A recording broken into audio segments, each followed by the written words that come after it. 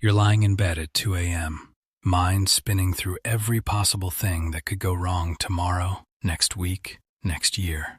Your heart's racing about situations that don't even exist yet.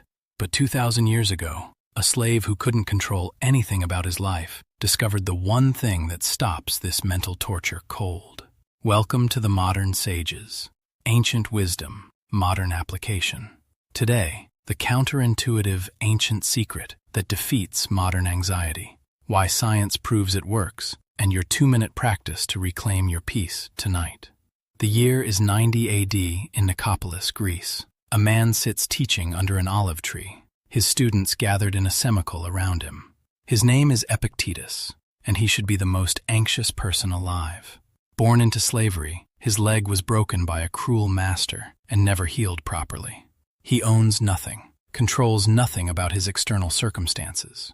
And quick question for the community. Are you listening to this in the morning trying to gear up, or at night trying to wind down? I'm always curious about when wisdom hits different people. Yet this man has discovered something that will echo through history, something so powerful that it becomes the foundation of the most effective anxiety treatment we have today. But here's what's strange. His solution is the exact opposite of what your anxious brain wants to do. Most people think anxiety is about the future, about all the things that might go wrong. Epictetus saw something different. He realized anxiety isn't about future events at all. It's about present confusion. Some things are within our power, he taught his students that day, while others are not. Within our power are opinion, motivation, desire, aversion, and in a word, whatever is of our own doing. Not within our power are body, property, reputation, position, and whatever is not of our own doing. This wasn't philosophy class. This was survival training. Think about your last anxiety spiral. You probably started with something real, a presentation, a relationship issue, a financial concern. But then what happened? Your mind took that one real thing and built an entire catastrophe around it. What if I mess up? What if they judge me? What if I lose everything? Epictetus called this suffering twice, once in imagination and potentially once in reality. But here's the key insight that changes everything. You're trying to control the wrong things. When you worry about whether you'll get the job, you're trying to control the hiring manager's decision. When you stress about whether people will like your presentation, you're trying to control other people's opinions. When you panic about potential illness, you're trying to control biological uncertainty. But here's what Epictetus discovered.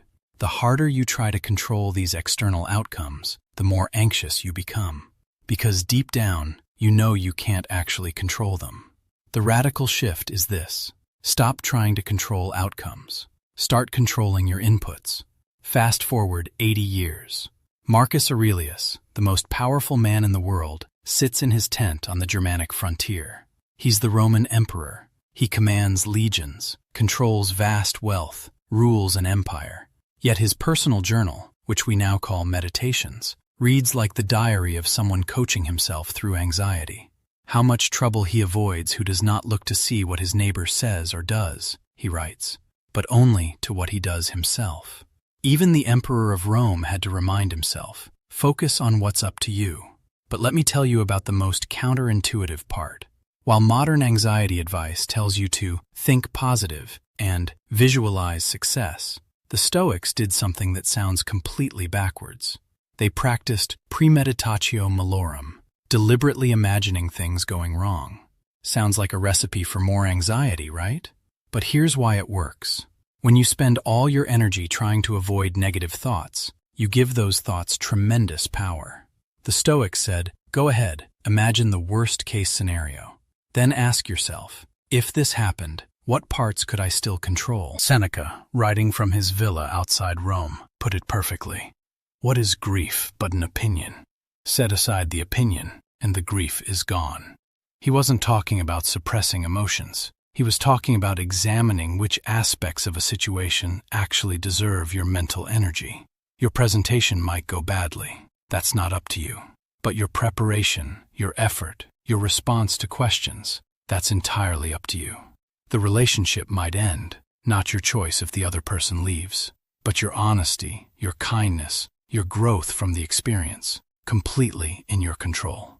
This creates what Epictetus called the discipline of desire. Instead of desiring specific outcomes, you desire to respond well to whatever comes. Instead of fearing external events, you fear only your own poor choices. The anxiety doesn't disappear, but it transforms from paralyzing terror into useful information. And here's what's fascinating. In 1955, a psychiatrist named Albert Ellis discovered the exact same principle and called it rational emotive behavior therapy. Aaron Beck refined it into cognitive behavioral therapy. Today, CBT is the most scientifically validated treatment for anxiety disorders. The core insight is identical. Our thoughts create our emotions, and we can examine and reframe those thoughts. Modern psychology spent decades proving what a disabled slave figured out in ancient Greece. But here's where most people get stuck. They think this means becoming emotionless or not caring about outcomes. That's not it at all. Marcus Aurelius cared deeply about Rome. Epictetus cared about his students. Seneca cared about his family. The difference is, they cared through their actions, not their anxiety. When you shift your focus from, "How do I feel about this?" to, "What can be done about this?" something remarkable happens. You become the sum of your actions, not your emotions. Now for the 2-minute practice. Open your Notes app or grab a piece of paper. At the top, write whatever situation is causing you the most anxiety right now. Just one sentence. Now draw a line down the middle. On the left side, write, "Up to me." On the right side, write, "Not up to me." Start filling in the columns. Be ruthlessly honest. Your boss's opinion of your work? Not up to you. The quality of work you submit? Up to you. Whether your friend forgives you? Not up to you. Whether you apologize sincerely? Up to you. Here's the key. Every item in the "Not up to me" column gets released. You acknowledge it, then let it go. Every item in the "Up to you" column gets your full attention and energy. Do this now. It takes 2 minutes and changes everything. Here's the principle in one line. Anxiety is trying to control what can't be controlled, while neglecting what can be. Here's what to try. Divide your worries into "up to me" and "not up to me." Then act only on the former. Watch how much mental energy returns to you. Now, I'm curious. What creates more anxiety for you? Trying to control other people's opinions or trying to control uncertain outcomes? Drop your answer like this. My anxiety trigger. One thing I'll move to "up to me." If you want more ancient wisdom with modern application, subscribe. We post daily.